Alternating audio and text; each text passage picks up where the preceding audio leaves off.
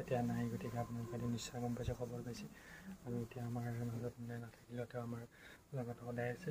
কিন্তু এইকাৰণে আজি ভিডিঅ'টো একেলগে দুটা শ্বৰ্ট ভিডিঅ' আপোনালোকৰ মাজত আপলোড কৰি দিলোঁ। আৰু আপলোড কৰি কিয় দিলোঁ আপোনালোকে নিশ্চয় গম পাইছে।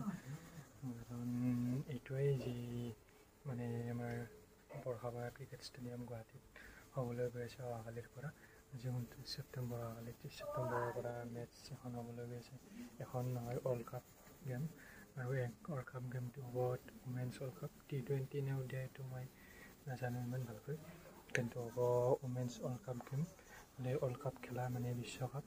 অহাকালি 30 ছেপ্টেম্বৰৰ পৰা গুৱাহাটী বৰষাপাৰা ষ্টেডিয়ামত উদ্বোধনী মেটচখন হ'ব, মানে ফাৰ্ষ্ট গেমখন তাত হ'ব।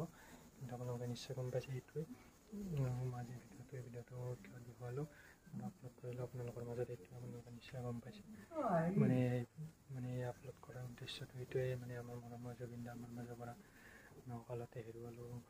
এজন আমাৰ সম্পদ, আমাৰ মানৱ সম্পদ আৰু মানৱীয়তাৰ মহান ব্যক্তি এজন, শিল্পী এজন আমি এটা সম্পদ আমি কি ক'ম আৰু হেৰুৱালোঁ। গতিকে আপোনালোকৰ মাজত এই ভিডিঅ'টো আপলোড কৰি তাৰ মূল উদ্দেশ্য সেইটোৱে, মানে নিশ্চয় গম পাইছে। আৰু মানে কালি যেতিয়া গেমখন আৰম্ভ হ'ব 7 বজাত, অহাকালি ৰাতি 7 বজাত আৰম্ভ হ'ব, তাৰ আগে আগে মায়াবিনী গানটোৰে উদ্বোধনী মেটচখন আৰম্ভ কৰিব বৰষাপাৰা ষ্টেডিয়ামত। আৰু বৰষাপাৰা ষ্টেডিয়াম গুৱাহাটী বৰষাপাৰা ক্ৰিকেট ষ্টেডিয়ামত। আৰু এই সিদ্ধান্তটো লৈছে BCCIৰ ফালৰ পৰা। BCCIৰ সচিব ডক্টৰ দেৱজিৎ শইকীয়া ডাঙৰীয়া, তেওঁ সিদ্ধান্ত লৈছে। আৰু BCCIৰ এনেকৈ বহুত মানুহে ইয়াত সিদ্ধান্ত লৈছে।